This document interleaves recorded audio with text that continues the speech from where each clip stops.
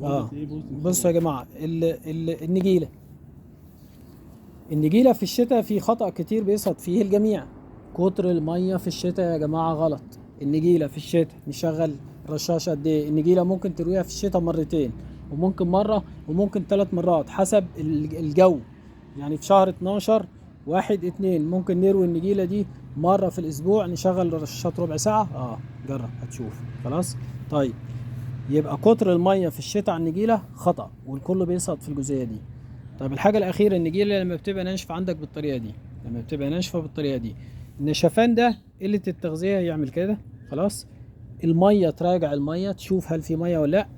السبب الاخير والسبب اللي هو بيجي احيانا في المقدمه هو اصابه الدوده. طيب انا بغذي كويس ورجعت الميه، شفت الرشاشات في الاماكن دي لا، الارض طريه مفيش اي مشكله فيها، يبقى الدوده كلكم بتعالجوها بمبيدات ملامسه زي الكلوروزان اللي هو الماده الفعاله بتاعته الكلوروبيفوس. غلط. ليه؟ هي الدوده فين؟ الدوده تحت البلاطه. يعني لو احنا قطعنا دلوقتي حته نجيله، قطعناها، النجيله مسكت في بعضها خلاص، قطعنا حته خليناها بلاطات زي ما كانت جايه في الاول، هتلاقي الدوده تحت. طب ازاي انا اوصل المبيد ده واخلص على الدوده تحت؟ يبقى لازم يبقى مبيد جهازي. جهازي يعني بيمتص عن طريق عصاره النبات يا جماعه، بيمتص عن طريق عصاره النبات. العلاج بتاع النجيله عشان ما حدش يحير نفسه بقى وما حدش يغلب نفسه، خلاص خليك معايا بقى. الميسومايل مع اللوفينيرون. الميسومايل دي ماده جهازيه مع اللوفينيرون. الميسومايل بيجيب كل اليرقات، اللوفينيرون بيأثر على البيض كمان بتاع الحشرات. يعني حتى لو في بيضة بيخليها ما تنسلخش تبقى يرقة، تبقى دودة، والدودة ما يخليهاش تبقى حورية، والحورية ما تبقاش تبقى عذراء، والعذراء تتجوز وتخلف تاني دود، ونفضل في الموالدة طول العمر. يبقى الميسومايل مع اللوفينيرون او الاندوكسكارب مع اللوفينيرون.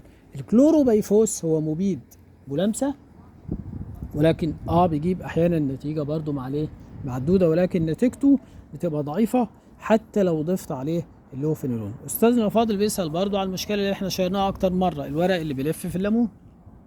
الورق اللي بيلف في الليمون هترش ميدا كلوبرايد برضو مع لوفينيرون. احفظوا الاسم ده، لوفينيرون. لو اقعد كده كل شوية تقول لوفينيرون لغاية ما تحفظه، لان الحشرة بتطور من نفسها، فلازم تكنولوجي المبيد نطور من نفسه برضه.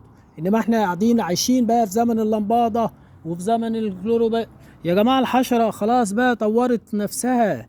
الحشرة طلعت المريخ وطلعت زحل وعطارد، وانت عدل في الكلوروبيفوس وفي اللمبادة. وللأسف الشديد ان مبيدات الملامسة النهاردة من ساعة ارتفاع الدولار والدنيا بقت عندك معجنة في السوق المصري في المبيدات، وكله بيروح يسجل المبيد، وزارة الزراعة ترفضه فيروح مسجله لك صحة عامة كنوع من التحايل في القصة دي.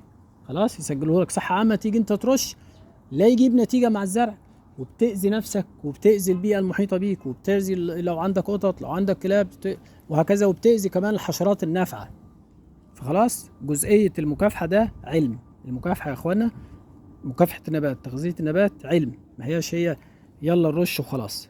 خلاص ادينا اتكلمنا على جزئية النجيلة وعلى جزئية الورق اللي بيلف في الموالح عموما، مش الليمون خاصة يعني.